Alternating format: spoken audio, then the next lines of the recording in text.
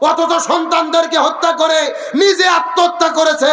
এ কখনো স্ত্রী হতে পারে না, মা হতে পারে না, এ মা নামে কলঙ্ক। আজকে বাংলাদেশের প্রতিটা মা শিহরিত। একটা মা হয়ে কিভাবে সন্তানদেরকে হত্যা করে, নিজেও ফাঁস নেয়, এটা হতে পারে না, আমি নিজেও বিশ্বাস করতে পারি নাই।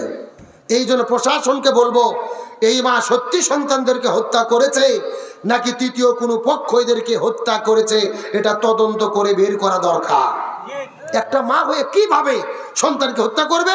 নিষ্পাপ সন্তান, ছোট্ট একটা সন্তান, মাত্র 7-8 মাস বয়স, আর একটা 7-8 বছর বয়স, এই দুইটা সন্তানকে মা কিভাবে হত্যা করতে পারে? এটা কখনো বেদায় আসে না, আমাদের কমন সেন্সে কাজ করে না।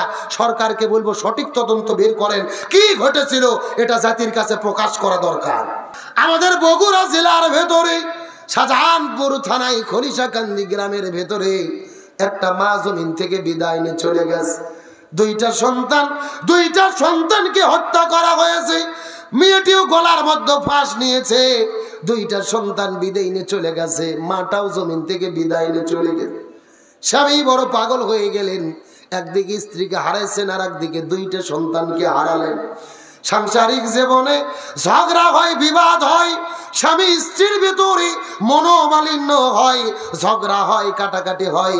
সাংসারিক জীবন হলো টক ঝাল মিষ্টি, ঝগড়া বিবাদ থাকতেই পারে, কিন্তু আত্মহত্যা করা আর সন্তানকে হত্যা করে ফেলা কখনোই সমাধান হতে পারে না। মিডিয়ার মধ্যে প্রচার করা হচ্ছে যে স্ত্রী স্বামীর সঙ্গে ঝগড়া করে দুইজন সন্তানকে নিজে হাতে সন্তানকে হত্যা করেছে, এমনকি নিজেও সর্বশেষ গলার সঙ্গে ফাঁস নিয়েছে। এটা আবার কেমন মা? এই দুনিয়ার ভেতরে এমনও মার ইতিহাস আমরা জানি, স্বামী ভালো নয়, স্বামীর সঙ্গে ঘর সংসার হয় না, বিচ্ছেদ হয়ে যায়, আর দ্বিতীয় বিয়ে করে না, নিজে কাজকর্ম করে করে ওই সন্তানগুলোকে বড় করে। এমন ইতিহাস আমাদের সমাজে আছে না নাই?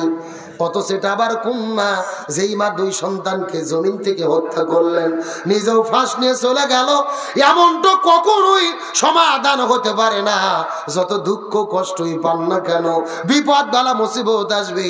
আল্লাহর কোরআন বলেছেন, ওয়ালানাবুলুওয়ান্নাকুম বিশাইয়্যিম মিনাল খাউফি ওয়াল জুই ওয়া নাকসিম মিনাল আমওয়ালি ওয়াল আনফুসি ওয়াস সামারাত ওয়া বাশশিরিস সাবিরিন।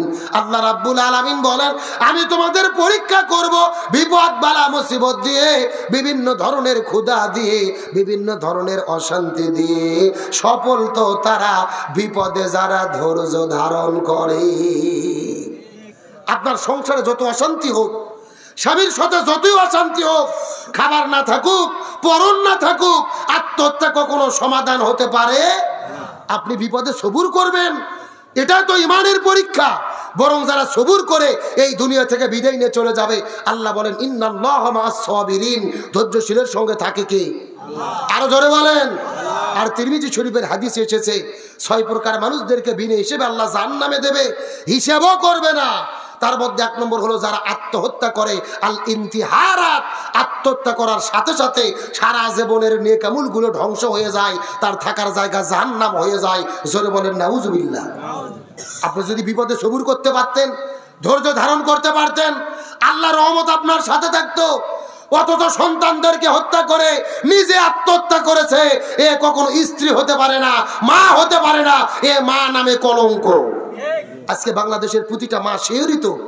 একটা মা হয়ে কিভাবে সন্তানদেরকে হত্যা করে, নিজেও ফাঁস নেয়, এটা হতে পারে না, আমি নিজেও বিশ্বাস করতে পারি নাই। এই জন্য প্রশাসনকে বলবো, এই মা সত্যি সন্তানদেরকে হত্যা করেছে নাকি তৃতীয় কোনো পক্ষ এদেরকে হত্যা করেছে, এটা তদন্ত করে বের করা দরকার। একটা মা হয়ে কিভাবে সন্তানকে হত্যা করবে? নিষ্পাপ সন্তান, ছোট্ট একটা সন্তান, মাত্র 7-8 মাস বয়স, আর একটা 7-8 বছর বয়স, এই দুইটা সন্তানকে মা কিভাবে হত্যা করতে পারে? এটা কখনো বেদায় আসে না, আমাদের কমন সেন্সে কাজ করে না। সরকারকে বলবো সঠিক তদন্ত বের করেন, কি ঘটেছিল এটা জাতির কাছে প্রকাশ করা দরকার। আজকে পুরো মা জাতি লজ্জিত, প্রত্যেকটা মা সন্তানের কাছে অপমানিত। এটা কিভাবে সম্ভব? এত কিছু কেন হচ্ছে? কারণ একটাই, এই জমিনের ভেতরে কোরআনের বিচার নাই। বলেন কিসের বিচার নাই? কোরআন দিয়ে যদি বাংলাদেশে বিচার ফায়সালা করা হতো, এত অপকর্ম থাকতো না। কোরআনের বিচারের ওসিলাই বরকত দান করতো কে? আমার বন্ধুগণ, মুসলমান ভাইরা, গভীর মনোযোগ, সময় কম, আর আমি আপনাদের কষ্ট দেব না। তার যে কথা বলতে চাচ্ছিলাম, ওই চাচাটা ডেকে বলেন, আমি কবরের কাছে কান্না করার কারণ হলো, কিছুক্ষণ আগে যেই মেয়েটিকে তোমরা সাপের মধ্যে ফেলে দিলি, ওটা হলো আমার মেয়ে। আমি হলাম হতভাগা বাবা।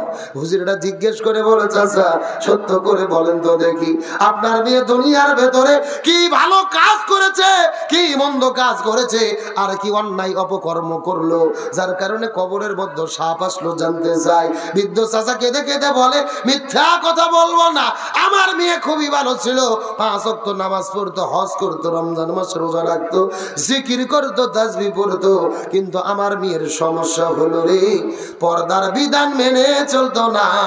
মাথার চুলগুলো বের করে, আজরা পাজরা বের করে, বেপরদা অবস্থায় রাস্তাঘাটে ঘোরাফেরা করতো, স্কুল কলেজ ভার্সিটিতে চলে যেত বেপরদা অবস্থায়। তার মানে বোঝা গেল মেয়েটির সবই ভালো ছিল, কিন্তু পর্দার বিধান মেনে চলতো।